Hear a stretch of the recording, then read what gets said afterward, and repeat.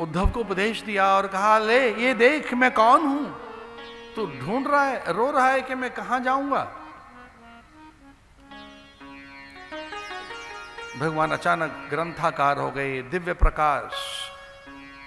पूछा उद्धव ने, ये क्या है? भगवान ने कहा, ये मैं हूं, तू मुझे ढूंढेगा ना, कहां हूं मैं, कहां मिलूं मैं, इसमें मिलूंगा। ये क्या है? बोले ये भागवत है। उद्धव ने शीश पे रख ली भागवत। गच्छोद्धव मया दिष्टो बद्रख्या ममाश्रमम्, जा वहां चला जा। एक शालाकनंदाया विदूता शेष कलमशः। अलकनंदा के तट पर नर नारायण पर्वत के मध्य में नारद क्षेत्र केदार खंड, मम आश्रम, मेरे बद्रिकाश्रम में चले जाना। उत्सव मूर्ति के रूप में उद्धव जी वहीं रहते हैं और भागवत का गुणगान गाते हैं।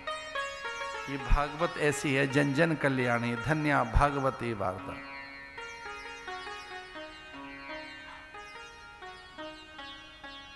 परीक्षित भगवान में लीन हो गया, भगवत स्वरूप हो गया, गुरु के ज्ञान से मुक्त हो गया। मृतदेह पड़ी है और तक्षक ने उसे स्पर्श किया तो भस्म हो गया।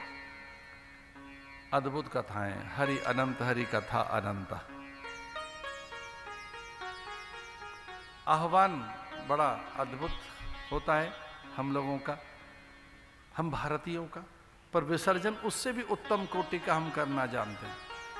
मूर्तियों का कैसे विसर्जन करना है, विभूति का, संवाद का। आज विसर्जन की वेला है, पूर्णता का काल है। इस काल में कि जब भागवत को हम पूर्णता की ओर बढ़ते हुए देख रहे हैं और वहां से हमें आशीष अनुग्रह प्राप्त हो, ऐसे में अंतिम एक विचार के लिए मैं अभी कुछ पल के लिए इस भागवत के प्रवाह को उस ओर लेकर जाना चाहता हूं।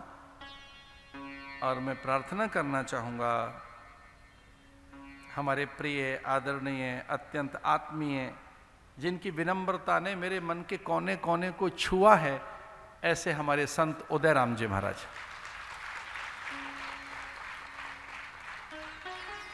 और हम तो जीवन भर संतों के मध्य रहे, जीवन भर उन्हीं के संग रहे।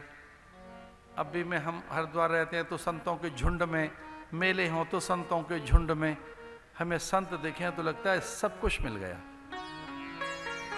हमें मालूम ही नहीं था कि हम किस ढंग से, किस वचन के अधीन होकर यहाँ सागवाड़ा पहुंच जाएंगे।